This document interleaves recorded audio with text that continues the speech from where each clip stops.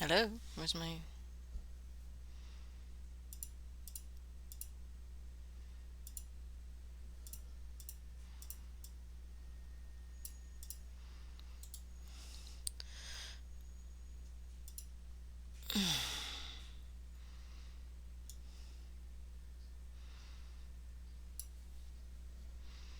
There we go.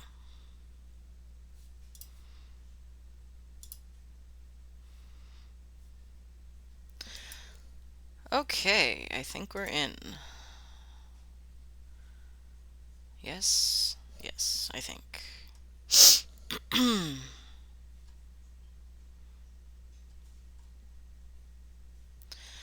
Oh, I do have to change my... whatchamacallit. Okay, so that's wrong. We are not streaming Overwatch 2. 2 seconds. Okay, yeah, we're not doing Overwatch 2. Stop that. No. Edit. Alright, there we go. Dungeons. Dungeons and Dragons. Done. Okay, there we go. Wonderful. Don't need that. There we go. There's that. Okay. Are we good? I think we're good. Sorry. Alright. Alright, so we're back with day 2 of planning our little dungeon. Completely using random generators and tools and our own creativity. So far we have a pretty cool little dungeon, theming itself around eldritch worshippers and some uh, Ublex boss fights potentially, and cultists and all that good stuff. Um, so, yes, we have an eldritch being called the Undulating Melody, which, thanks to Love, Murder, Rose, and Stinks yesterday for helping me out with all of that. It went amazingly well. I'm very excited for this dungeon, and to have it in my back pocket should I need it for whatever reason is always useful as a game master. So let's see. I think we left off just switching over to this side to finish off everything because we've got our boss and we've got our general theming. And now it's just kind of extra little areas that could maybe offer us something in regards to more storytelling or more NPCs, something like that. Maybe something a little bit more interactive rather than just bust down the door, hear something creepy, beat the crap out of it. Which there's nothing wrong with that. But I like to, mix it up in my dungeons when I can. So, let's see here. Take a look. There we go. Yes. All right, so we've got our areas still. Next is number 6, I believe. We have not done anything. Oh, I got a unique discovery. Ooh, I didn't. I'm gonna guess because usually it said danger plus discovery. So I think we're just gonna do discovery in this one. So that's fun, and it's a unique area. So that means we've got an oubliette, we've got a ritual chamber, we've got a preparation chamber. Now we've got to figure out what kind of other unique area this could be. So we've got it kind of in an area where it's kind of a hub where you have to go through it. Um, I mean, this stuff marks me as more the living area and the like, so I don't think it's going to be anything necessarily. Oh God, perfect. 1 second. Necessarily having to do with like the cultist living quarters or anything. So nothing so mundane as that. Something. I mean, we could have. Oh, well, I mean, there's always a chance for a worshiping area, an actual altar. Now, we have a couple of those, but this one has a reason for being in the little preparation chamber. And this one has a reason for being up here in the boss room because he needs his own altar. So what about the cultists and stuff? They need some space of their own to give their alms or what have you to the undulating melody. So let's see. So altar, that's easy, right there. Spin that around. Now, what kind of discovery are we going to make in this extra little altar room? So, where's my Perilous Wilds? There it is. Let's see, where's my table? Dungeon Discovery, here we go. Trusty D12, the only game that uses this dice this much. That's at a 1, so it's dressing of some sort, dungeon dressing. And that's another 1, so junk or debris. Okay, that's not exciting, but you know, not everything has to be super crazy cool. And hopefully the characters go right instead of left when they enter, because otherwise they're going to be really disappointed with the second half of this. um, you could always have in something where uh, one part is locked. The good old Skyrim that usually has a magical barrier that if they don't want you going through here, then you don't get to, no matter what you do. Or an unlockable or an unpickable lock. That's always fun. Um, I actually kind of broke my last Skyrim save because I just was like, "Hey, I hate this quest. I want to skip it." And then I did, and then it kind of broke the quest. I should have expected that. Luckily, I saved. So anyway, um, so junk or debris. That's kind of par for the course. But that also doesn't really make sense if this is their worship chamber, unless I guess maybe they were caught. Like maybe all of the cultists that they fight in the main entryway would be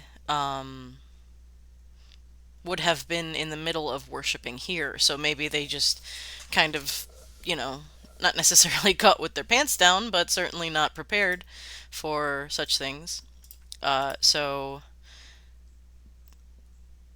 yeah, so it's just kind of a lot of incense and could be something like a fire danger in here. Maybe they drop some incense into some, table coverings or tapestries or what have you. And maybe that's interesting. Maybe a fire started. Now I know I didn't roll danger, but it also could mean that the characters after the fight they see that orange glow and it kind of forces them into that side, rather than making them go. You could just pique their curiosity one way or the other. So yeah, I like that actually. Junk, debris, and fire danger. After knocked over candles for worship, lit tapestries on fire. Fun. There you go. There's a room. That was simple, straightforward, and interesting. How often do you run into something on fire in a dungeon? That's not supposed to be on fire, of course. Okay, so number 7. Now this is another weirdly shaped room. So this could easily have been an altar as well, since, Big Boss Man is up here. But I'm thinking that this was originally a crypt of some sort, or at least a smaller one for someone less important. Now, if the cultists have, say, their sleeping quarters, their eating quarters, and the kitchens, what else would they need? I mean, let's see. Maybe it's got a door, so maybe they keep something dangerous in there. Some sort of, I mean, it could be a creature. Maybe that's Do they keep their undead there? No, that would be too... Because we've got a bunch of that happening on the left-hand side.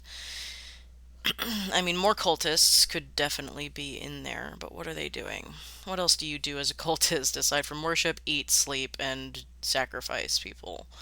Um, I mean, ooh, a library? Oh, I like that. Libraries are always good. Okay, so let's do the library. I'm not even gonna roll for that because we're getting down to the nitty-gritty in here. I forgot number 10. There we go. We're getting down to the nitty-gritty, so there's really no point in continuing to roll because once you realize where you're going or where you have been more correctly, there's really no reason to continue to roll on there. Yeah. So let's see here. Uh, so we've got a library. What do we got in the library is the next question. D12, please something interesting. 2. A danger. Okay, fun. Alright. Alright. There's probably going to be discoveries in here as well, but maybe something that they can't use immediately because they can't read it, because it's in some funky language, or what have you. Alright, back to Perilous Wilds. Let's find our danger. It is a 2, which is a trap. Aha! Our first trap. And... ooh, that rolled forever. An ambush. We've already done an ambush. I don't want to do another one. And if you've been ambushed once, I mean, let's hope your characters aren't being ambushed again. An alarm. Well, that's boring too, isn't it? How about I just choose one? Chopping slash... ooh, a confusing maze. Okay. Danger maze. Okay, so they get trapped up in a maze of these horrifying books that make no sense and these tomes that whisper to them. That's fun. Okay. Danger maze of eldritch books that call and whisper to them. Wisdom saves. Continuing throughout. Now I think we should have some sort of encounter here with like the librarian, like if they find their way. Now I know the way that the one time I have done a labyrinth, I used... oh no, I don't remember the gentleman's name. But he is a Dungeons and Dragons YouTuber, and he spoke about how he's done uh, labyrinths or how he does labyrinths, and it's basically having all of the characters roll separately in certain ways, and depending on what they roll, they end up in different rooms, or if two characters roll the same number, they end up in a room together, but then you can get lost either way because every time you leave the room, you roll again. You have like a list of like 5 to 10, however big it is, rooms, and then have them roll on it every time. And the roll table also has an encounter with, in his case, the Minotaur. Now, there is the Cool Living Spellbook. This is a level 10 living spellbook. I just don't remember what level this guy was. Oh, see, he's 10. Now, that's technically a secondary boss. I don't know if I want to do that. Oh, look, we have a librarian. And it's a challenge 4. Look at that. I love the community so much. Okay, one second. Let's take a look at this guy. Alright. Alright, AC 12. Okay, he's a caster. That makes sense. Librarian is a 7th level spellcaster. Hold person, invisibility, soul exchange. If the librarian is reduced to 0 hit points, he doesn't die. Instead, he regains 49 hit points and regains all his spell slots of 1st and 2nd level. What? So, 2nd health bar. He literally has a 2nd health bar. Okay, yeah, alright. After image. Cast an illusion or abjuration of 1st level or higher. He can teleport and becomes invisible. Interesting. I like him. Okay, that's cool. I like that very much. So we use the librarian. So I'm going to. Yep. So thank you to. Let's see, who did it? Monkey DM? Monkey DM. It's very cool. I This is appreciated, Monkey DM. Credit to you for the very cool monster. I think I've had this saved for a while and I've never had a chance to use it, so there you go. So I can just keep my stats over there. You know, you type them out or write them out later. Uh, let's see. The Forgotten Library. Oh, it's a whole adventure. Oh, cool. I'll have to check that out sometime. Alright, so there's the librarian. Okay. Okay.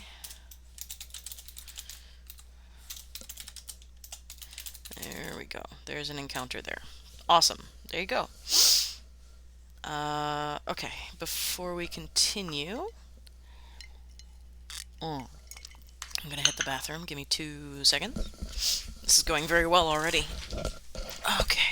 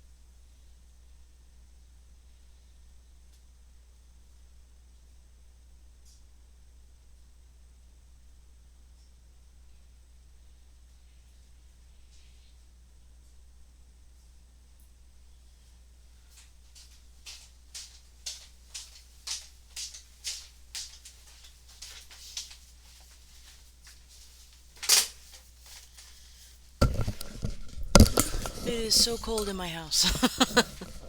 Okay, we're back. Alright, so. Uh,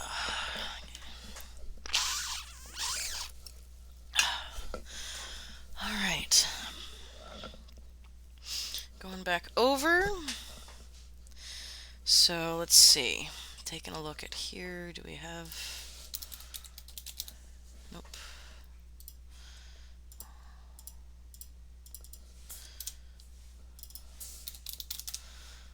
Bookshelves. Hey, thank you for that.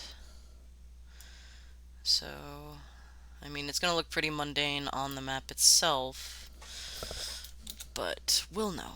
We'll know that it'll be creepy and eldritch once the characters get in there. Oops.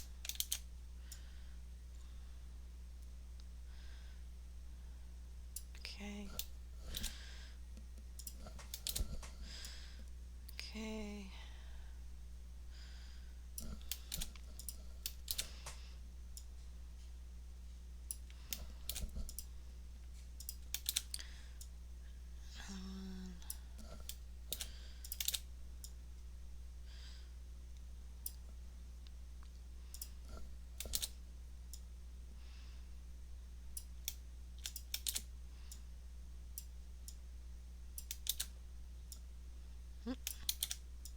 There we go. Good amount of bookshelves that will change direction. How to run that? I don't know yet. We will figure that out. I mean, it could be a whole separate map of just a small labyrinthian maze that doesn't necessarily make sense, or Or it could just be a roll where you find yourself in different sections of the library. Hi, Thumbs. Hi, buddy. Hey. He came out of the bedroom where it was nice and warm. Coming to visit. Alright. Alright, so next we have 8, 9, and 10. So what did I say? So 8 will be the dining area. If that makes sense. Dining area. Then 9 will be the kitchens. Big kitchens, but sure. It's a growing cult. You need to feed the boys. And then sleeping quarters or barracks. Alright, so there we go. Now we can kind of quick draw these things. Sorry about my squeaky chair. Oh. And quick roll them and just get us an idea of where we're at in each one. Here's my D12. So first with the dining area. 7. It's a common and a danger. Hooray, we have a danger once again. Let's see. Dungeon danger. Go. It's a 3. There's another trap. And a 3. A pit. Okay, good times. Alright. Trap. Pit. Makes sense, I guess. Oops. There we go. Kitchens. Let's see what we have here. There we go. That's a 12. A unique discovery. Now, we already have the room type figured out, so we just have to figure out the discovery. And then finally the sleeping quarters. That is a 10, which means a unique and a danger. Alright. There we go. So let's see in the kitchens what kind of discovery we can make. Here we go. 2. So something with the dressing of the area. 3. Signs of battle. Who's fighting in the kitchen? Someone's fighting in the kitchen. Who's fighting in the kitchen? Did they lose control of something? Maybe a spell? Or a summon of some sort? Maybe... Okay. Alright, so we already had the idea that the undead, like, slaves that this cult is making, they're kind of like foot soldiers to spread chaos and all that good stuff. So what if they also do services, kind of like the end of Shaun of the Dead, where it's just like they do really well in service jobs and they make them push carts? So what if they had one of their like undead, weird, not zombies but kind of zombies? I'll figure out how to make them different later. Had them doing something in the kitchen and like it went mad and they lost control over it, and then they were fighting this crazy zombie that has like a knife or something.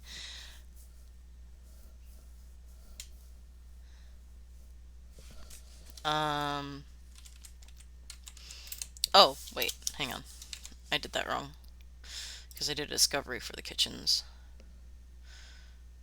You know what? I like the danger better in the kitchen, so we're going to just put that there because I can. And I'm the DM and I do what I get to do. Alright, so we'll do, yeah, mad, zombie, slave, the cult lost control of, wielding knives, fighting cultists. Just an interesting situation for the party to kind of walk into, you know, with the pizza and everything's on fire. Now let's check our discovery that's going to be in the sleeping quarters. 8. That's a feature. And a 6. Bridge, stairs, or ramp. That doesn't make any sense, so we're going to do that again. That's a 1, which is dressing. And a 3. I think I just did that. So 10, A find. Okay, getting better. 11. An artifact. An artifact in the sleeping quarters. Okay. So, artifact in the sleeping quarters of the cultists of an eldritch god. Up and coming god. Interesting. Okay. Alright, okay. So, here's another time we can bring out Mythic and we can see if we can roll up some ideas as far as the action and subject on the table there. And that will inform, maybe spark some ideas in the brain to see what kind of artifact this is, what it does, who it belongs to, yada yada. 61. Oppress, fitting. 57. Tactics. Oppress tactics. Okay, oppress tactics. Oppress tactics. So, what if this is where something that the Eldritch God uses to control people, to manipulate people, whether through arcane means or something else. Maybe it's some sort of let's see. Um you know what? I didn't ever put my music on. Probably should do that, huh? It's a little empty in here. My bad. 2 seconds. Save me, lo-fi girl. You're my only hope. Because you let people use your music no matter what, which is great. Ooh, it's a little higher up there. Sorry about that. Okay, there we go. Hopefully the audio is still good and not too loud or too quiet. If anyone's out there, let me know if it is. So I'm thinking this artifact is the thing that allows the undulating melody to... Oh, music box. I'm already here. Okay, so some eldritch music box. And the cultists dance to the melody. So there's a lot of this creepy music that kind of goes through the entire dungeon. That kind of maybe gets to the players. Again, more wisdom saving throws could be as they go.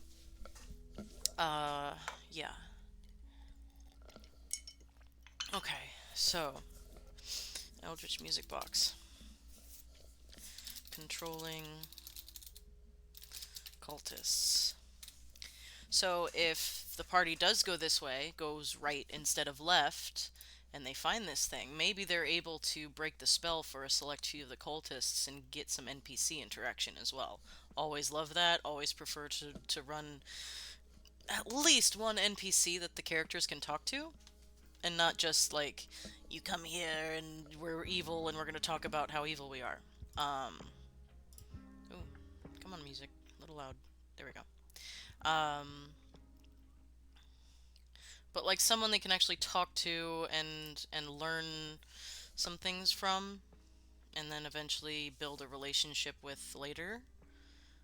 I think that's more interesting. It's certainly more interesting for me as a DM, because I know I'll say it again. Combat is not my favorite thing to do in my games, and I know D&D is not the game to be using if you're not combat focused. I know, I'm aware, but it's what I have the most books for, and I find planning for it calming in strange ways. Um, so yeah. Um, so let's furnish out. Okay. 10 was the sleeping quarters, yeah. Okay. Turn that. It's a big bed. Gonna shrink that down a bit. There we go. Okay. There we go. Hey, get back over there. Okay. Lovely little beds for the cultists to go sleepy by in. Son of a bitch, I grabbed the wrong one. Get back here.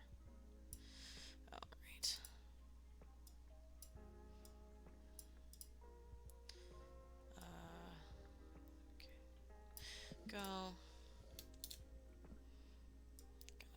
Turn you around. There we go.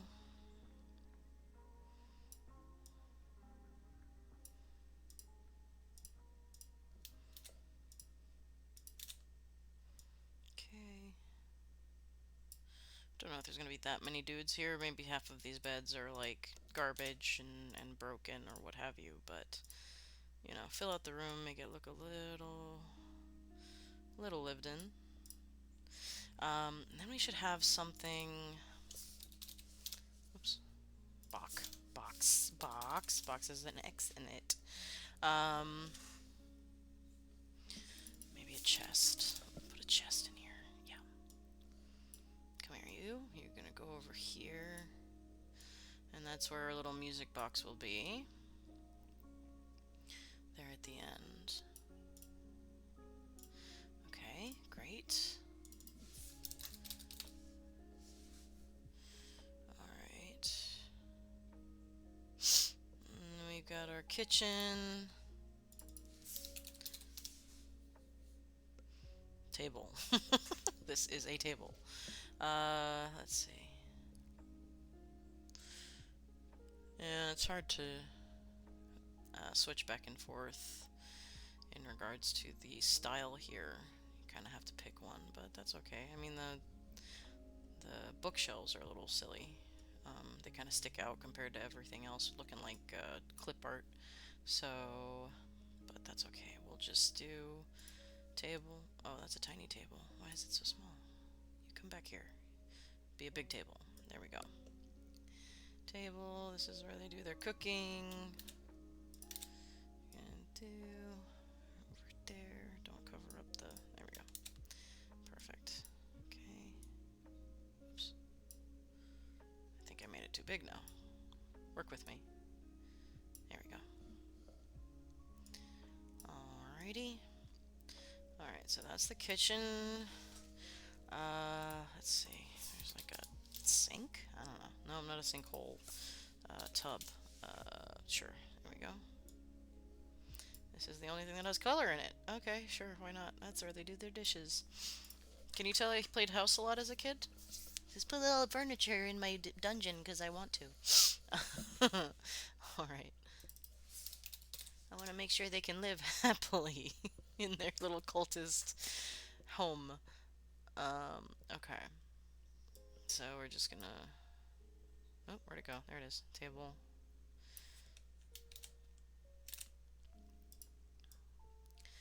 Table. Maybe they should be like the long, thin ones, but... We'll just put the circle ones. Maybe they don't eat together often. Alright, table, table, table. Do they have like pews or something? No? Bench. Maybe a bench seat. There we go. Ooh, tiny.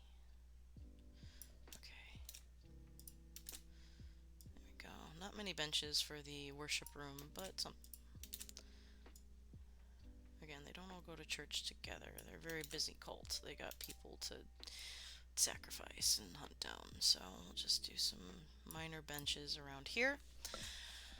Okay, what did I say number 3 was? I got... Oh, I never figured out what that was. I mean, I guess we're gonna do a privy area then. That's a long way to walk for the bathroom. Ooh, and you have to go through the oubliette to go to the bathroom. That's... Hi, Crafty Kaiju! Welcome in. Appreciate you dropping by. We were just working on the last physical bits and statting out bits of our little eldritch dungeon that we've built out of some various random tables and tools that I've collected over the years as a DM. And yeah, we're just getting to the very last room. And for a minute I thought privy, but now I'm not so sure. We need one more little room, and I'm not going to make it empty because that's boring. Whoops. There we go. So, let's see. Entryway, prep chamber, ritual chamber, oubliette. this was worship room. Go library, dining area. Okay. What are we missing here? What kind of interaction or something haven't we had yet? We have the potential for NPC interaction if they find the eldritch music box and turn it off and kind of end the hypnosis of the cultists, like the newer ones. So we've got that. We've got a potential cool villain RP moment once we get to the boss area up in the top here. Uh, we've got the cool interaction with the librarian, and we've got Mr. Preppy Torturer guy. We've got the interesting zombie suddenly gaining its general freedom and trying to kill its masters. We've got a fire that accidentally starts in the worship room when the cultists go and attack the players coming in. We've got the creepy oubliette where you can see what happens to people that don't listen to Boss Man. Just one more thing. One more thing. What's this dungeon missing?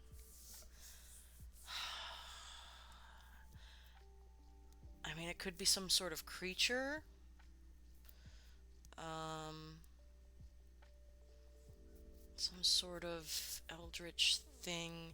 Maybe a portal or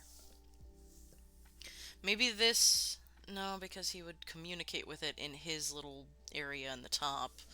So, where, what, what this? And it's right next to the boss chamber, so it's something that the boss man uses. I mean, it could be his bedroom. I don't know if that's very exciting, but there should be something in his bedroom. There should be some sort of discovery or something if it's going to be the boss man's area, his sleeping spot. Storage space could make sense, yeah.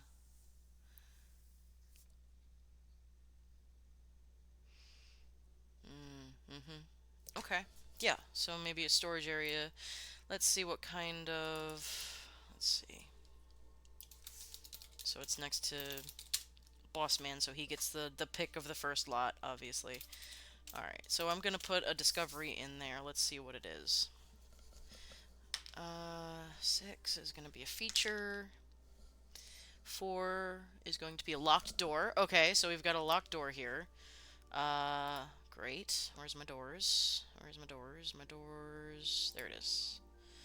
And that's gonna go here, here.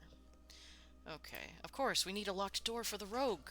How dare I not figure something out for the rogue to pick? Locked door. Alright. So... Alright, great. So, makes sense. Let's do some crates in here. Ooh, those are itty bitty little crates. Just kind of scattered all around the area. This is where maybe the cultists' like old life stuff goes, and whoever they kill, they take all of the valuables off of. So some sort of treasure. There should be treasure in here. I'm gonna. There hasn't been a lot of opportunities for treasure in this place.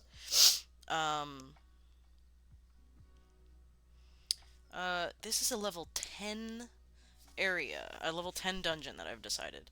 So there should be a pretty significant amount of treasure, not just on the boss or on the bad guys, but also just kind of scattered about. But if this is where they hold it, don't know.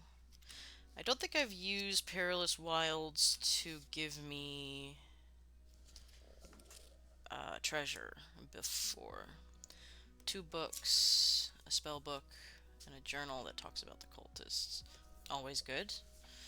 The books would be over here in the library. So we've definitely got a place for for any wizard or knowledge-based player to get their info from over here, especially from the librarian encounter in here. So any books will be in here because they're going to be well maintained and well cared for because that's the cult's whole thing. That's how they got their god. That's they summoned him out of some Necronomicon Light book.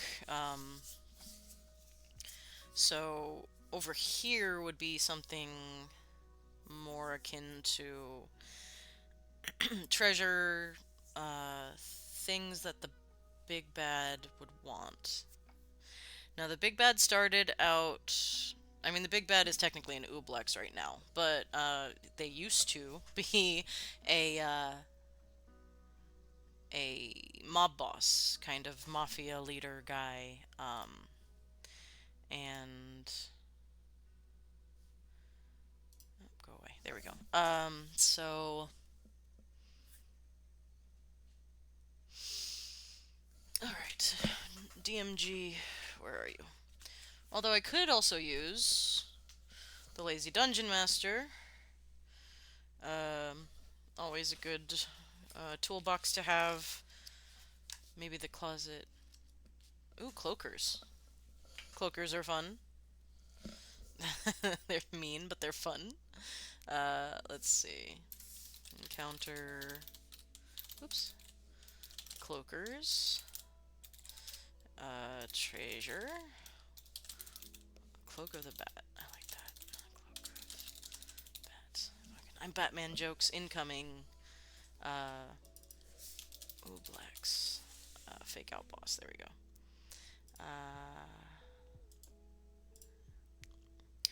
Alright. Danger, Mad Zombie. Alright. I mean, that's our dungeon. I mean, it's pretty much that's a good 1 to 2 sessions of play, depending on how thorough your party is. You can always stat out more treasure. There are bits of here that are a little bit more empty as far as furniture goes. It is fun. I mean, cloakers are always the monster to put. It's either a mimic or a cloaker. I had mimics last night in my game that I ran for my husband. So cloakers are the secondary kind of like, haha, fuck you, monster to have. Uh, yeah, and then we've got our Elder Ublex, Ublex sounds funnier. I gotta get all this off here. Hang on a second. Uh, can I turn all this off, please? There we go. That's better. Okay.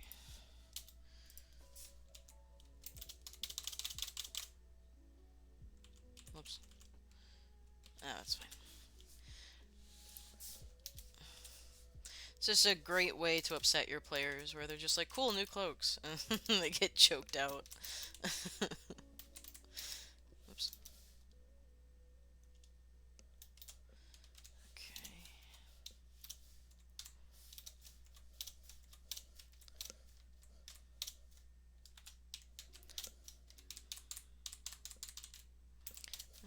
Multi-attack. Got our Ublex kind of switched around to be a little bit different. No, I don't want the whole thing. Occultist. Okay, here we go. Okay. Really gonna have to up their HP and the like, but that's something that can be done either on the fly. Again, using the workbook in for the lazy DM, excuse me. He's got this damage severity by level table that just it makes running off the cuff a lot easier. It just uses D10s and it's depending on level, and it goes by setback, dangerous, or deadly amount of damage done to you. It's well worth the buy-in. And it's not super expensive. I got both the workbook and the main book. I use the workbook a lot more often because that's where all the good shit is. But yeah, that table. I think he's posted it on Reddit. He posts a lot on Reddit as well, and he has his whole his own blog and stuff. He might have actually posted that table elsewhere. But if you need to suddenly ramp up a difficulty in anything, if all of a sudden your characters are like, for instance, right now I'm running Dungeons for the Mad Mage for my husband, and he's playing four characters. The four characters are level 8. That dungeon is meant to take you from level 1 to level 20. He's on area 2 now, so technically everything is like level 4 level 2 party. So I've been using that a lot to up the damage of pretty much everything. Now, there's another thing that I forget who posted it. It was either Love Murder Rose or Stinks that posted it. It might have been Rose. But they posted a link to. Hang on, let me bring it up. Quick stats to upgrade your monsters as well. So this is not just damage, but it's also your HP, your how much damage per round, your attack bonuses, all that kind of stuff. That was they posted that. That was found on Reddit, and I printed that out immediately because that is an amazing resource to have when, like me, we end up kind of running published adventures, but we run them for characters that have existed for a while. Like my husband ran my rogue and her party through Waterdeep Dragon Heist when she was level 10. Again, that adventure is meant to take you to level 10 max. So she would have steamrolled everything if he would have just ran it as it was. So yeah, a lot of tinkering and changing of things, and things that make that quicker is, it's so good to have just offhand. And I am not a math DM. I am not good at the quick math and the quick stats and that quick idea for anything regarding the actual challenge rating of anything. I need time to plan for it. NPCs and roleplay, I can go off the cuff pretty much forever. All the time. I love coming up with NPCs and role playing as them, and I could go forever. But you tell me to just throw a party into combat and make it relatively interesting to run, no, not my thing. So I'm happy that, people smarter than me have decided to post stuff like this because it really, really does help people like me. But, so we have our dungeon. Now, and this is about. Oh, yeah. Well, it depends. I have grown to love DMing, definitely. Um, I obviously love playing just as much. I actually am one of the lucky ones where it's more uh, casual when I DM in the recent past because I only have been DMing for my husband. So it's only just been him and me, and that's fantastic and very low stakes and very easy to be like, I think this should happen, and we go okay, and then it happens because whatever. But I am now currently, this is not part of it, but I am now currently planning my first group game since 2, 3 years ago, since before COVID, I think. Um, and I get really, I get really precious. My son. Oh, your son did it? Oh, that's awesome. Yes, next generation of DMs. So good. I love that. That's so sweet. How old is your son? What did he do? I must know. I absolutely must know. Because I love it when kids get into DMing or just D&D in general because I always read about the stories that are just like, and they decided to do this and I would have never thought of that in a million years, but kids have that, untapped creativity in their brains just waiting to come out, and boy, does it come out. Oh my goodness. Wow. Okay. Good for you. Wow. That's so much fun. Yeah, I've only been playing since I was about 22. So I mean it's a long time now, but about, 15, 16 years. But I've been DMing probably about 10 of those, maybe more, I don't know.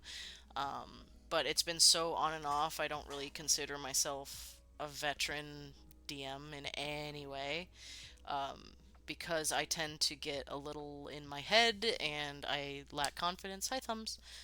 It's my cat. Um, I lack a lot of confidence in anything overarching, and bigger. And so I'm really trying to kind of not plan from, back to front this new campaign, but certainly to have an idea of where we're going, an ending in mind, depending on what the characters want to do, and then kind of a general idea of how to get there, more or less. As far as the story goes, I have like a timeline based on level, like when I think they should encounter this person, and then build up to the next, and then build up to the next.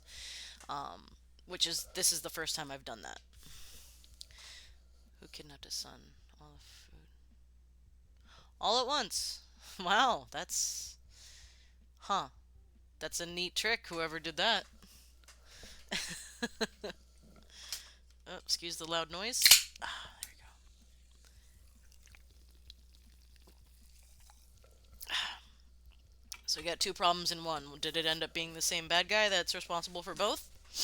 Or did he give you a choice of what you wanted to go after and change it?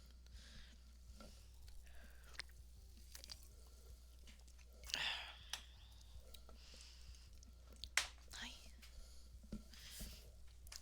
Can you come sit over here and be cool? Not disturb my stream? Come here. There you go.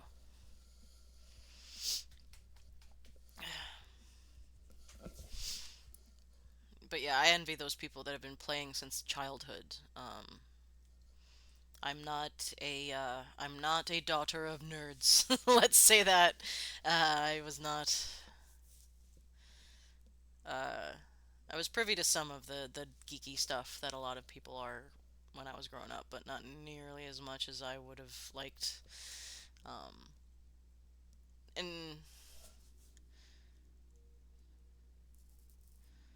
there we go. Sun was a pseudo dragon. Kobolds. Oh, I love that. Wait, did the Duke adopt a pseudo dragon, or like was he turned into one? I love all of this, by the way. This is adorable.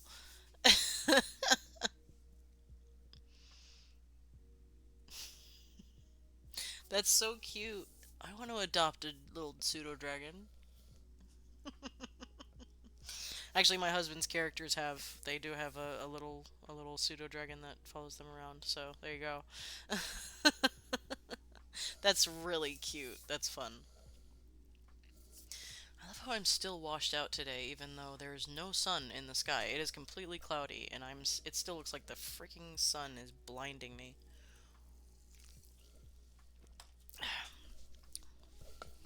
What? I know, you want attention so bad. Come here. Are you gonna be chill? Come here. No, you just want pets. Okay. No, you can't have lap time right now. I'm working. I'm working on stuff. All right. I love that idea of the pseudo dragon. That was probably quite a surprise. Also, kobolds are fantastic to work with as a DM.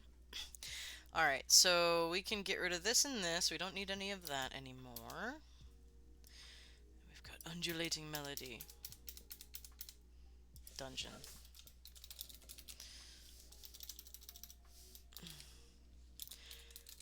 Okay, excuse me. Oh, bubbly drinks. That was a mistake. Okay. So we have our dungeon, and we all know the dungeon is not necessarily the whole adventure. Oh, yep. Sleep is yeah. Kobolds are probably one of the only things that sleep actually works against.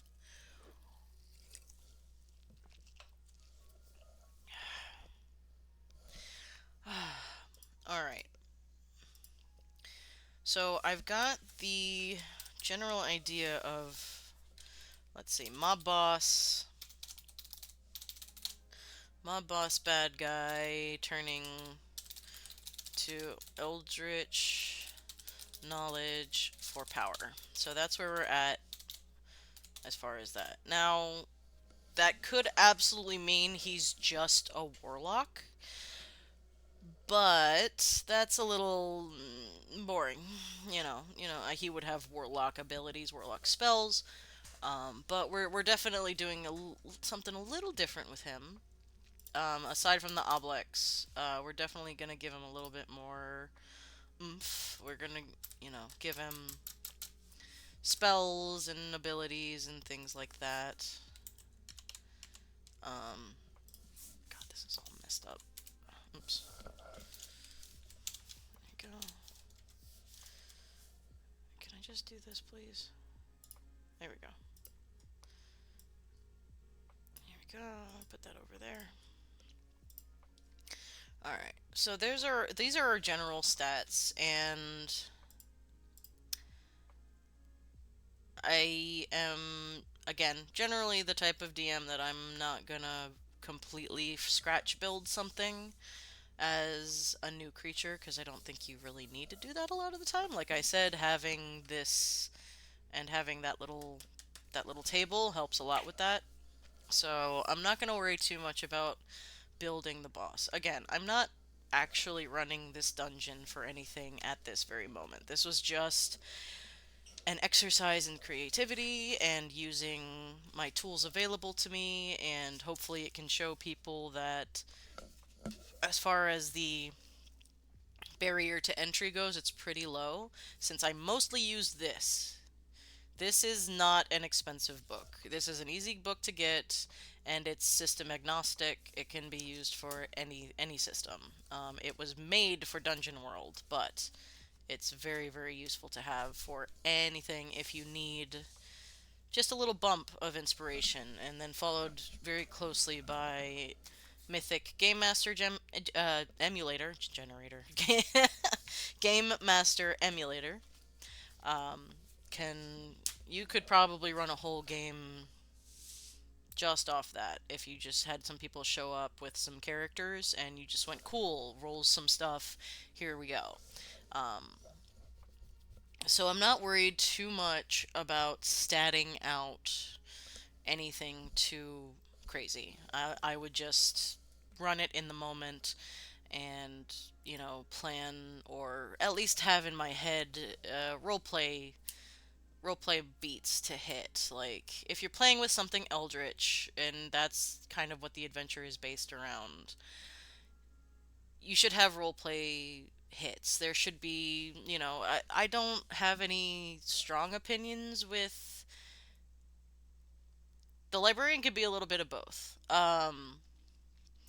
I do have a stat block for him, again, thanks to, what is it, Monkey DM? I found that on Reddit years and years ago. Um, and it was saved it to my Pinterest and stuff. So I'm happy to finally use it. But the librarian could absolutely do something where it like reads you like a book, so to speak. It can read your soul, that kind of thing. That's always fun to do with your players because, again, as we all know, nobody happy goes out and hunts dragons. So all your characters are going to have some issues of various types to play upon. And if you know your characters ahead of time, you can probably pull those out pretty darn quick. So it would really depend on the group that you're running for, whether or not it's roleplay or combat or both. Usually, when I do something like that, the roleplay leads up to a combat because people don't want to self-reflect, especially D&D characters. Um, let's see. So, aside from that, aside from the dungeon itself, which is now, as far as I'm concerned, this is ready to run for me. I can make this go for at least a session, if not two, again, depending on what your group is like, and how they treat dungeons. Is my camera super fuzzy? Is that just me? Maybe it's just my garbage camera. Okay, it's a cheap little webcam, so that's fine. Whatever. That's not what people are here for. um, so now what I would like to do is start running an adventure around that. Again, it's a little harder now to write an adventure when you don't have any characters. I'm not again, this is not for any game I'm currently running. So you kind of have to take beats as they go. But you got a mob boss. That's easy. That can be in a city. It would probably be required to be in a city because in a village, where is the mob gonna go? What are they gonna do?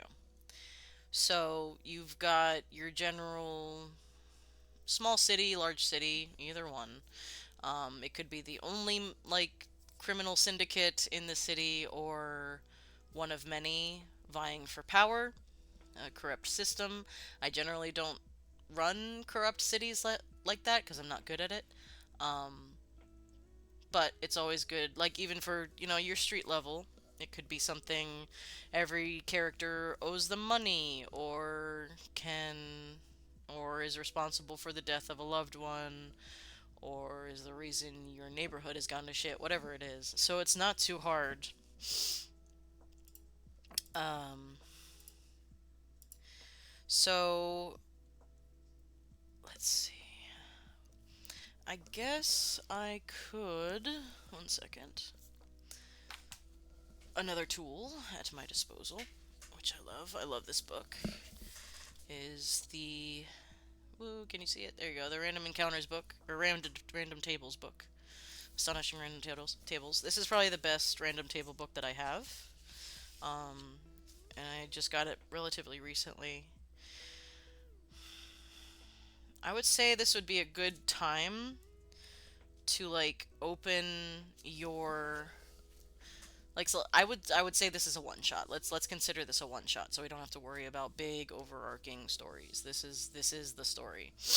So I would say it would be very very cool to open with a chase.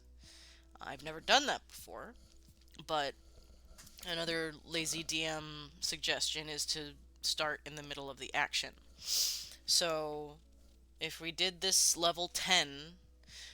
No, yeah, that's the thing. The dungeon is made for level 10. So starting out. Yeah, I've never run a chase actually with the official chase rules for D&D, so it would be, a learning experience for everybody. And again, you have that classic kind of movie scene of like somebody running from a bunch of thugs, and like it kind of not only does it give you um, a basis of the setting and the scene and the town that they're in and give you an idea of where you are, but it's also who you are and how they approach a chase. No cat. No, you can't come up here today. So I mean, thinking cinematically never hurt a DM, I don't think. No cat, please. So, where's my DMG? Is that where the chase rules are? I know they have official chase rules, and I'm sure there's people that have done. I would say the players are running from because it puts them on the back foot and makes them play smarter. Although it could go either way, but I would say to give them it would give them a lot more get up and go if they had a vengeance kind of thing where say like they were either chased out. That would be fun. Yeah, give all your characters a reason to be chased out of town, and then you open with them getting chased out of town, and then they're outside and it's just them. That immediately brings them together. That immediately gives them a joint goal. That immediately makes them want to work together towards that common goal. So I think that would probably be more interesting rather than the bad guys get away and you're just like, well, let's go for a drink. You know, your good old fashioned tavern opening always seems to sneak up on you. But let's see. Jesus, do not eat my sticker. Thank you. Sorry, my cat is being particularly. Here we go. Chases 252.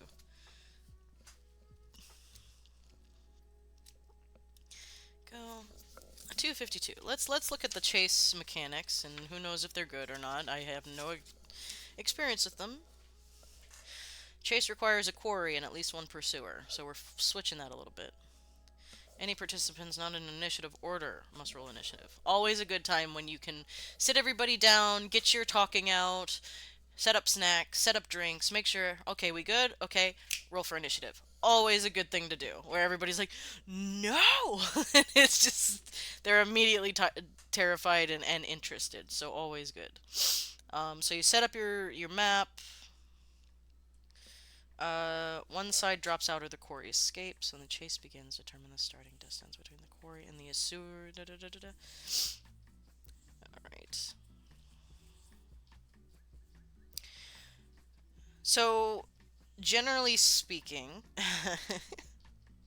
aside from the rolling of the initiative, and depending on what the characters would want to do in that moment, escape factors. I wouldn't say necessarily escape was the goal. Well, it is, but it isn't, because they'll stop chasing you basically at the city gates and then slam the door behind them. Um, we've got chase complications. And then it gives them an opportunity to, you know, lay traps and Drunken Master, fight off a king. Hatchet King would be scary. Oh, that's scary. I don't know if I've seen the second Drunken Master. Have I? I can't remember if I've seen the first or the second. I've seen one of them. I can't remember which one it was. Loved it. Absolutely loved it. Love me some old kung fu. Um, you run into a brawl in progress. Always fun. A chase just gives people, especially if you tell them beforehand that you want to start cinematic, you want to start action. Just everybody think of every action movie ever. Um, and that chase, like, you know, James Bond, you've got pretty much every damn one is either a car or foot chase, usually both. Um, that kind of thing. And it gives you a chance to go, show me your character and what they're like in their strategy in approaching this, and how they're trying to get away or how they're going to do against this. Now, the fact that it's level 10. Yeah, it's I kind of want to run it now. The fact that it's a level 10 complicates that just a touch because everybody has crazy abilities. So, what and I never ever want to start out with, okay, pick out your, you know, various bits of gear and stuff, and then say, oh, you don't actually have that yet, because you're basically stealing from them at that moment, because, you know, and yeah, it might serve the story, but it's still kind of a moment for those of them that are attached to their gear or have stories behind their gear. It can also serve as like a story build up to, like, you need to go get your family's shield or sword or spell book or something like that. But God forbid you start a wizard without a spell book, because it's just like, welp, I'll just be sitting over here doing nothing. So I never want to do that. Yeah, dimension, exactly. You would have to figure out a huge map to get all of the bits figured out. And this is one of those things where you don't ever want to try to figure out every possibility, but you kind of want to for something like this to be run the right way. So you might be better off in something like this, especially if it's the start of your campaign and the kickoff for the story. You're probably better off doing it largely narratively, because even at level 10, even with these guys running, even if they had their full amount of stuff, their gear and their magic weapons and armor and yada yada yada, dimension door, all that kind of stuff. Dimension door makes it interesting because whoever is casting it gets a choice of one person that they're helping. And let's say if they're all strangers, who are you going to choose in that moment to help? You know, why? And what relationship will that build upon later? So it's a good thing to have access to things like that because it can be used as beats to a story that builds as it goes. So again, I never ever want to steal from the players when they've built a very obvious idea that they had in their head. So probably starting it narratively, hitting a couple spell beats where it's just like, okay, all of you, how are you starting the chase? Middle of the chase, how are you dealing with it? And how do you end the chase? So rather than taking it turn by turn, I would take story beats. And again, thinking of those action movie scenes, you always have that somebody bursts out of a door and jumps over some parkour stuff and goes and they start running, and then the good guy or bad guy, whoever is actually chasing, let's say, they're running after them, and then the one being chased tries to lose them by doing some crazy stuff, either going through somebody's like house, and you have that funny moment of like cutting through and you hear like, screaming and a chicken and a glass break, and then they're out the back end of the area and jumping over fences. And then you have the end of how that last bit of energy that you have is used to get you out of the town, the town gates, or over the town wall. God forbid you don't have featherfall.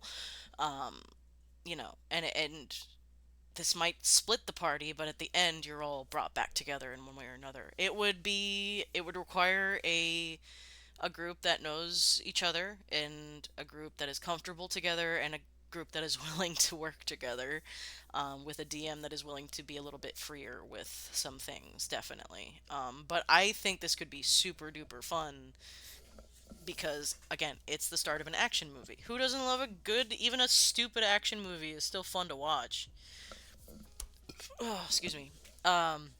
So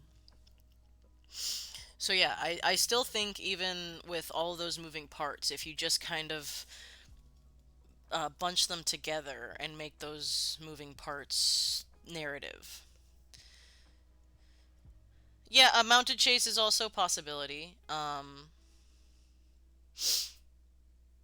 Maybe that would be something you ask them. It was just like, I always love doing this kind of thing to, I won't say players, but to my husband when I'm running for him, where I'll be like, on foot or on horse? And you give no context. And you ask each player that. You go, foot or horse, foot or horse, foot or horse, and they have to make a choice based on no real idea of what is going on, but it can kind of portray that quick thinking moment of going horse, or no, no, we're gonna skip the horse and go, because thinner alleyways are better or easier to hide in, or something like that. A horse is louder, a horse is easier to find and hear, and you might grab attention of more guards on a horse, God knows.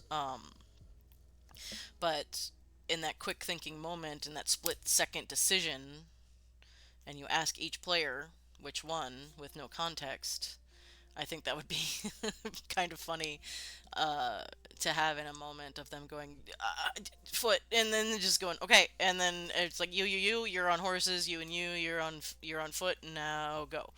Um, you're being chased out of town for X, Y, and Z, why, that kind of thing.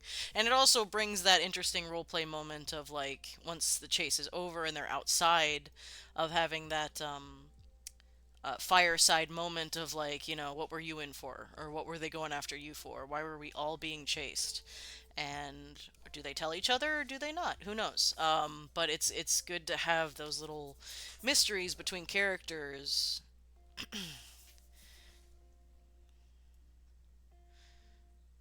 Yeah, that's true. Yeah, you could just limit spell slots and general uses of magic items, perhaps.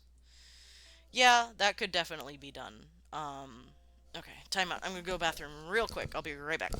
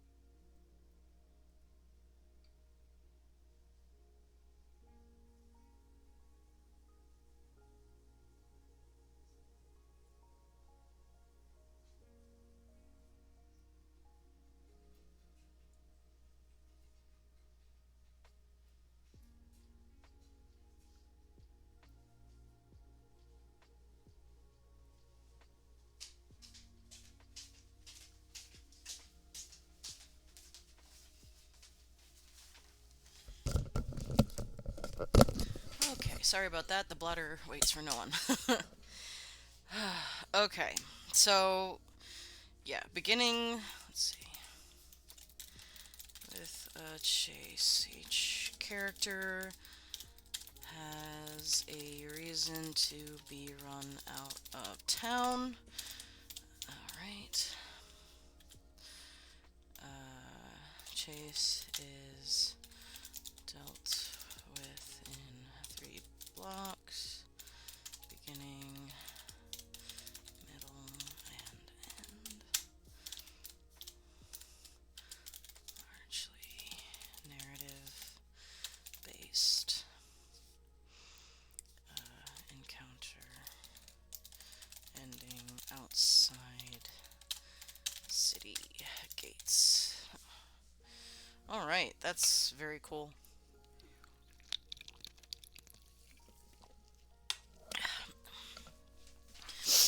Now, this sort of beginning absolutely has the potential to lead into either let's Rambo out and go and find this guy that got us run out of town, mob boss guy. If they're being run out of town because they're criminals, then they were, basically rivals to mob boss guy's businesses. If they're being run out for good reasons, it's because, well, he can't have, people that are going to uphold the law properly, and so on and so forth. So he ran them out. Um, and then obviously there's always, if you're level 10, again, you have some sort of background and reason for doing what you're doing. So that gives them more connections within the city and potentially to use if they end up, instead of just Ramboing it, they could also run it as the beginning of a revolution, and start looking at NPCs and trying to make contacts within and without the city and trying to build something more up, which could lead to a longer campaign, more of a campaign, I should say, rather than like a one or two shot. Um, but I would say this is probably something easily done that you could either treat it as, a one shot, two shot, or a four shot, hitting baits in the middle where they collect up, excuse me, allies and make their contacts, and you have the ability to make all of these NPCs that would uh, would help them or hinder them as they go, and slowly building up to that final encounter with Big Bad Boss, which actually ends up being a Ublex. Um, so there's a lot of leeway in something like this, where depending on how you like to run adventures, you can definitely go any way. You could go quick and easy, or you could make it much longer and much more interwoven and intricate of a story. So I'm automatically now with the thinking of the beginning of the chase, like it's something like a heist movie, like Ocean's 11 kind of thing, or something like that, where you collect up your team. Hopefully, your team is largely figured out, but you need like that one last guy, you know. Except all of your characters are probably going to end up technically being the wild cards. Um, but but yeah, I think this has a lot of interesting potential, and maybe if I need a one-off or I have some friends that show up and be like, "Hey, I want to try D&D or we should run a game," I'd be like, "Boy, do I have a dungeon for you." kind of thing. Um, yeah. Wow. I didn't expect to get done this quick, honestly. um, and since this sort of start relies so much on your characters, it's hard to plan for. You could always plan out your city, your NPCs. You could do your old-fashioned like Yakuza kind of style, where you build up to the main boss guy and finally defeat him, and you have a bunch of peons that get harder and harder as you go. Um, it'd be funny to find out if all of them were the Ooblex at the end. You just been fighting the same guy like Final Fantasy? Um, hmm. Yeah, that would be also kind of annoying, maybe for the for the characters. I'm not sure. But you know, what's a bad guy if he's not a little bit annoying to the characters? It makes them want to kill him all that much more. Thank you for the follow, by the way, Crafty Kaiju. I thought I had alerts set up, but I guess I don't. I'm learning. I don't know how, or maybe it did pop and I didn't see it or hear it. I thought I had. Uh, I'm still learning this stuff, so don't mind me. But I sorry I didn't thank you in the moment, but thank you for following. Appreciate that very much.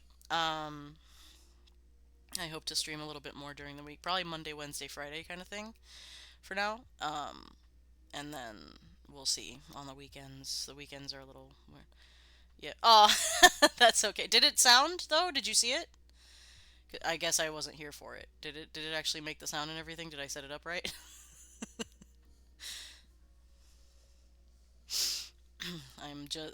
I've been Googling for like the last 3 days of like how to do all this, so Google might have failed me, or I might have failed me, who knows.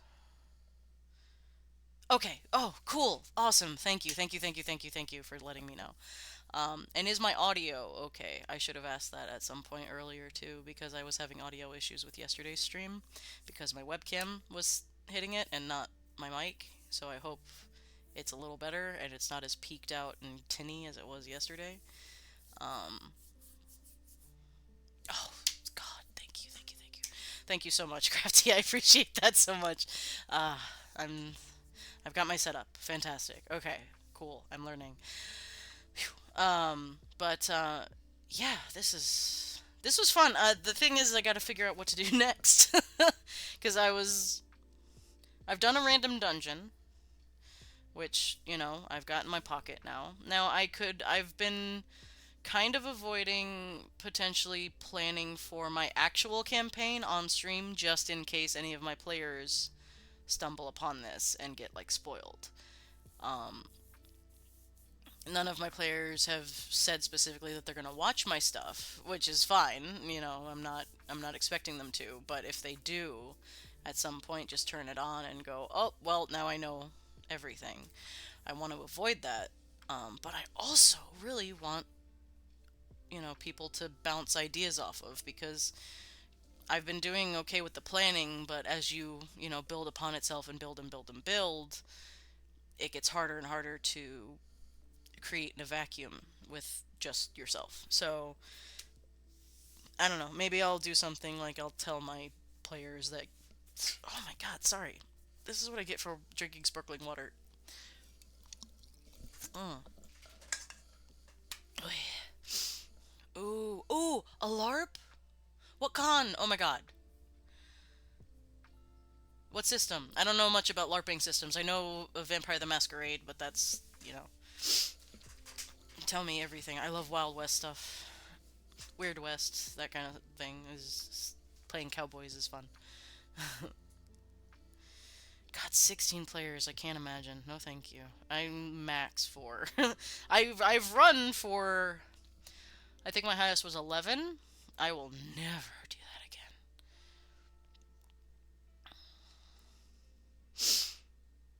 I do not have the patience for it. I bless you, especially LARP runners. Oh my God, I can only imagine. I imagine like emotions sometimes, especially with strangers, can run high in a LARP.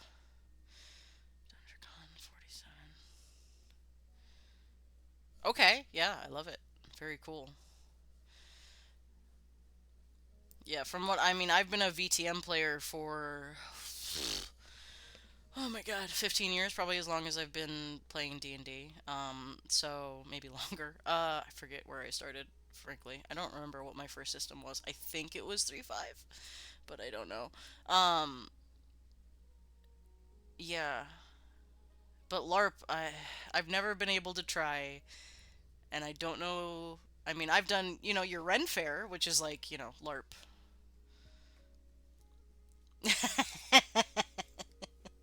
Yeah, I can imagine it can be VTM is one of those things where if you take it too seriously, it gets real bad real quick. Um, but at the same time, this weird seriousness does come with it. At least the way it's kind of written is very, oh, I'm sad vampire, that kind of thing. And I love that aspect of it. But after a while, especially the VTM, you just become superheroes that have to drink blood sometimes. Um, I'm not a fan of and I know it has a place if and people want to play it, but the new system is not my vibe. I like being a superhero that is sometimes sad and has to drink blood, so I want to be good at things. I don't want to constantly be on the edge of death when I'm playing something. I want some sort of, you know, separation of that. So VTM is definitely my thing, and I'm not sure if I could ever LARP any of my characters and give them justice. Not without a lot of makeup and a lot of writing on my own part, and maybe some acting lessons. I love my characters too much. I'm very attached to my VTM characters. I don't know if I could just step into a LARP with any of them. I'd probably have to make a whole new one. I have so many. Oh my god, I have so many World of Darkness characters. It's not even funny. They're all the same campaign basically. They're all in the same city. Thanks to my absolutely insanely talented storyteller who's been running the game for as long as I've been playing it. And it's just the four of us all playing 10 billion characters, interacting with each other, and it's a lot of fun. Absolutely OP broken shit. But yeah, I'd love to do a LARP someday, but also I don't know if I'd be good at it.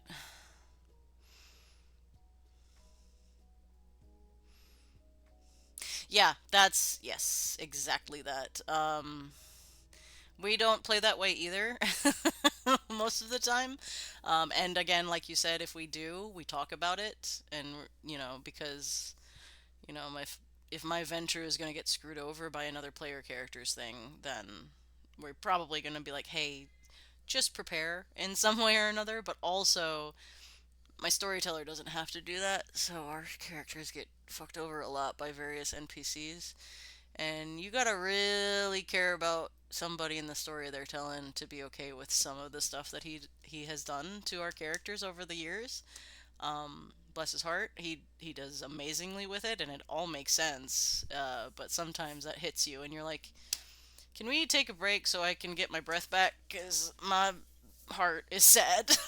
Like I need a second. Like the amount of tears that we have cried at that table is insane." Um, so yeah, we play a very particular kind of BTM, and I don't think it would fit for anyone else but the four of us, and certainly not for a LARP. Um, but I love it, and I would never ever stop playing if I have the choice. I'd rather play that forever than pretty much anything else. As much as I love my other systems, VTM's system and the stories that we have created, I love them.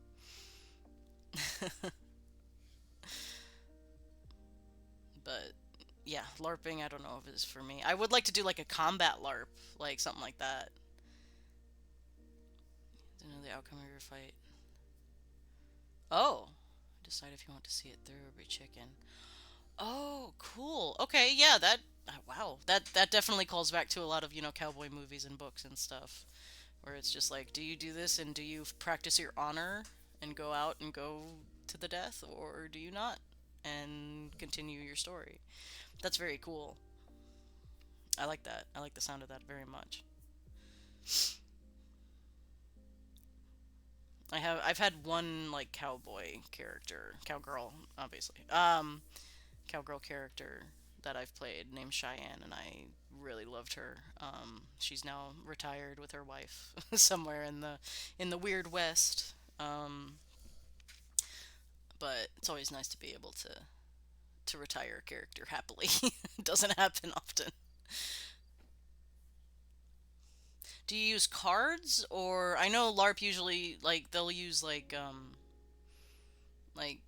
Rochambeau or something, but I've also heard of them using playing cards. Oh, making him a ghost is great. What? Okay, so if one person kills a bunch of people and they all choose to be ghosts, like, do they just have like a retinue of like 14 people just following them around and telling them, "Hey, you suck," and confusing them and getting them distracted? Because that's The Haunted Cowboy sounds like a book or a movie that I would definitely want to check out.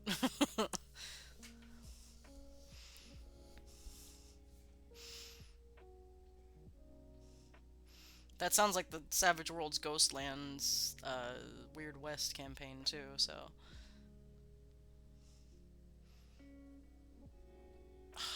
I want to play a cowgirl again now.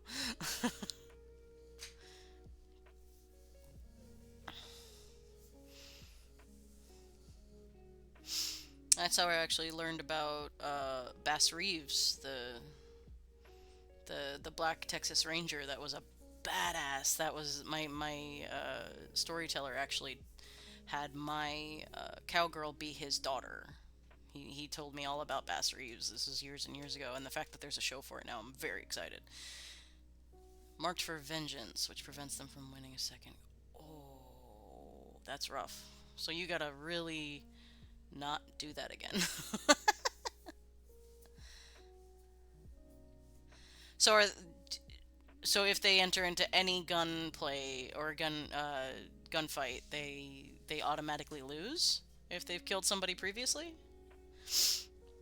I mean, I get it. You should think about why you're getting into, because otherwise it's just everybody doing this in the middle of your LARP. So I don't know. That wouldn't be very exciting. So I absolutely get the need for that kind of yeah. It's just everybody sitting like this.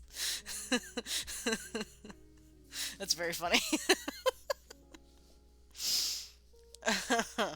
That's a smart mechanic to make sure that that doesn't happen. Make people so does everybody's character have like connections with another character? Like, do they all have a reason to get into gunfights going in? Or are you just letting people wander around and eventually get into fights and see what happens? Like, what's the story? If it's that many people, especially.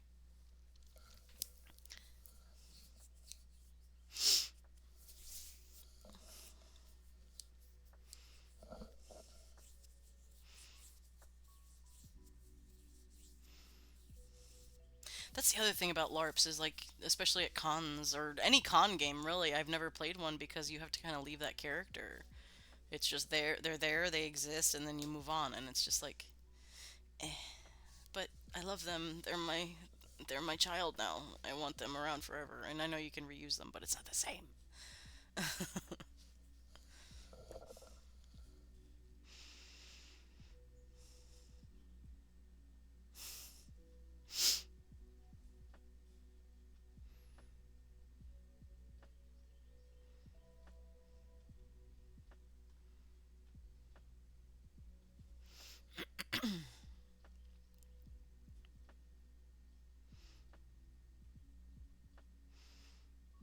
I'd like to run another a cowboy old west thing too. Sometimes Savage Worlds is good for that if you need like a one shot kind of thing. But again, it could just end up with everybody shooting each other.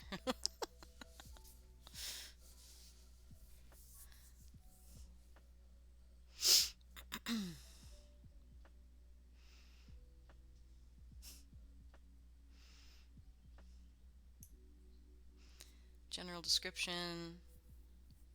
Get to choose another player to work with. Brilliant. I love that. That's awesome. Yeah, that's how you should do generally, especially with bigger games like that. Having everybody have some sort of connection to at least another player or an NPC is pretty much the way to go.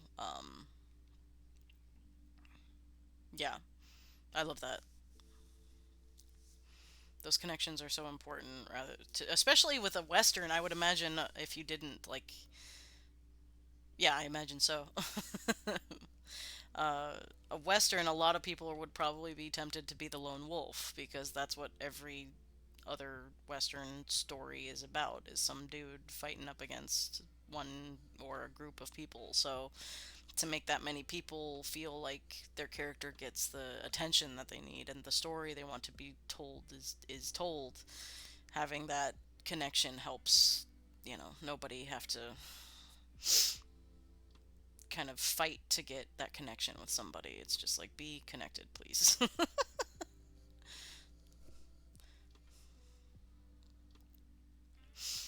I imagine the system's pretty damn deadly too. Like, one shot, you're dead, pretty much.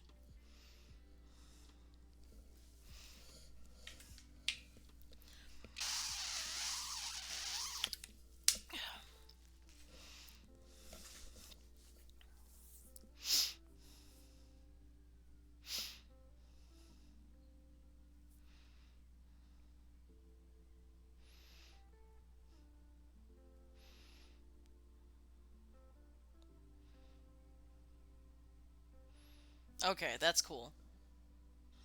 So do you have like do they set up like a, I know they'll give you a room or something, but do you have scenery, or do like people bring their own? I assume people dress up, but like, do you have to bring your own like various accoutrement to kind of make it work?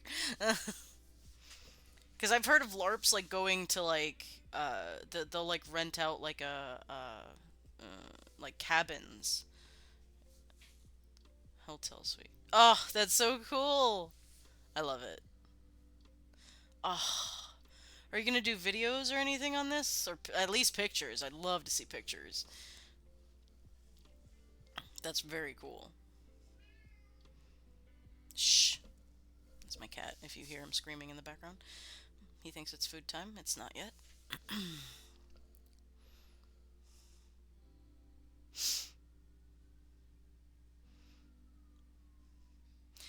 And this is in no way telling, do you get paid for this? Do like players like have a buy-in kind of thing?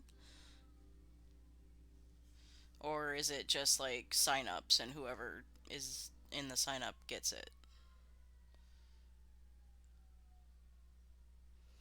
There have been sirens going off in my neighborhood constantly today. I don't know what's going on.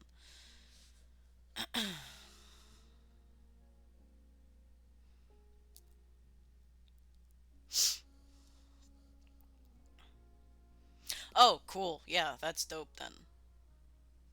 How many people do you have on your team?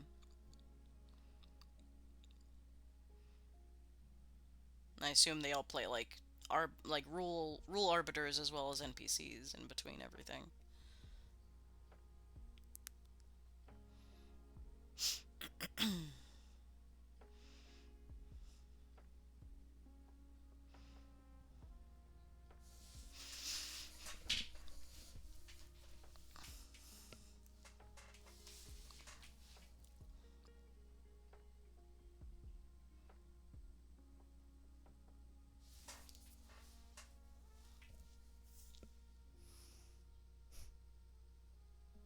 I haven't been to a convention in a long time. I don't know if I have the patience for it anymore. There's so many people. My local con has gotten too big for me. Cyberpunk. 60 players? Did that last the whole weekend, I assume? Oh my god.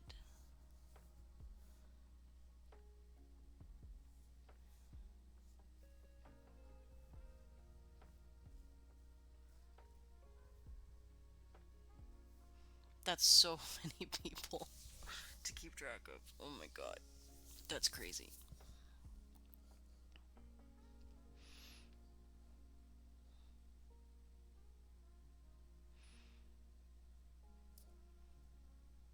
God, 60 play. I don't even know what 60 people in a room looks like. Hunter run. That is so damn cool. I cannot believe that. Oh my god. 60 players. Cyberpunk is a good a good system or a good genre to have that many players for, I guess. There's always moving parts and shit happening in cyberpunk stories. That's very cool. Wow. Well, congratulations and good luck on that because, oh my god, that is so much. Thumbs, I swear to God. Hey, psst, stop. Yes. Fitting. Very fitting. Yeah, I've heard of people renting like airsoft and like or campground cabins for certain LARPs and stuff and doing a whole week of it, which that I am jealous of. I would absolutely love to do that. Both as an excuse to hang out in the woods and to play pretend an entire time. But like I said, I've only ever, had a like experience with Ren Fair. This is the only time that I've had like that let's play pretend with a bunch of other adults kind of thing.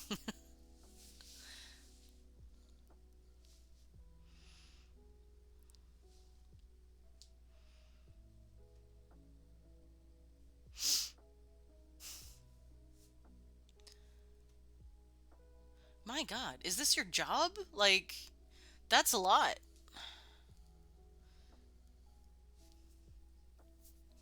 Like you do a lot of various things. Like do you publish any of your stuff, any of your systems, or is it just Oh, okay. That's cool. That's still a lot of stuff. I mean, I can't imagine planning for 60 players for anything. But good for you. I mean, holy crap. I'm sitting here shaking in my boots about a four-player like campaign that I'm hitting for the first time and now you're just like, "Yeah, 60 players, whatever. I got it. I rented an entire space for my game. That's awesome."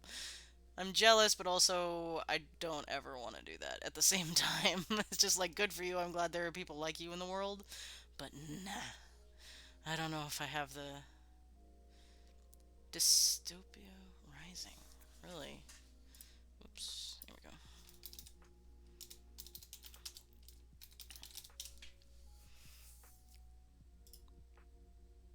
Lexicon.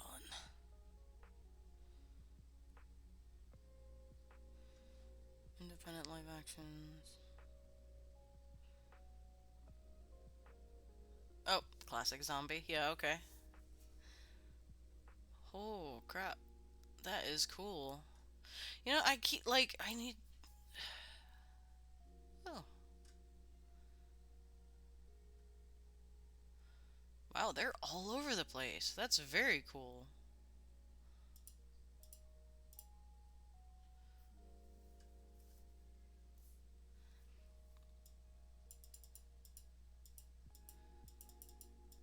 Oh, they have online players. That's fun. To have that kind of, like internet based, like NPC maybe would be interesting. No full econ reset.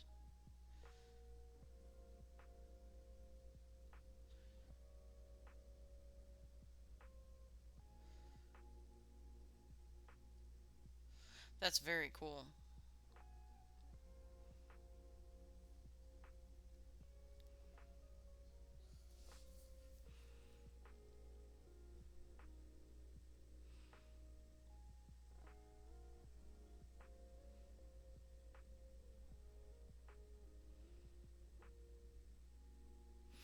Wow.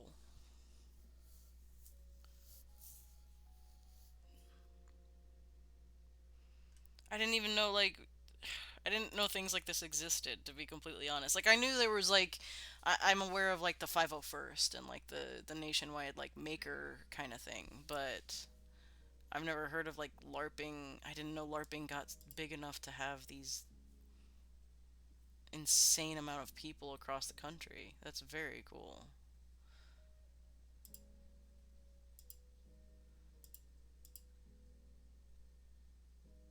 Cool.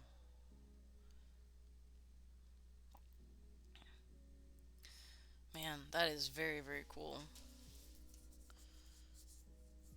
Do you publish anything with your company or Are you planning on going countrywide with it or anything like that?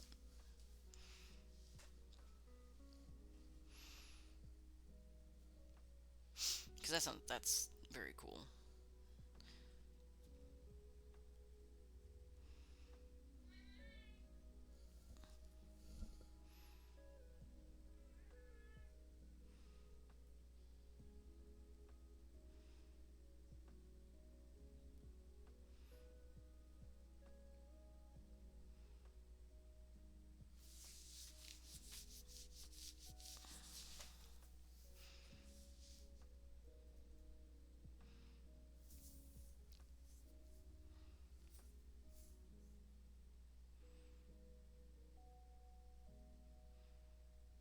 I'm learning all sorts of stuff today about LARPs.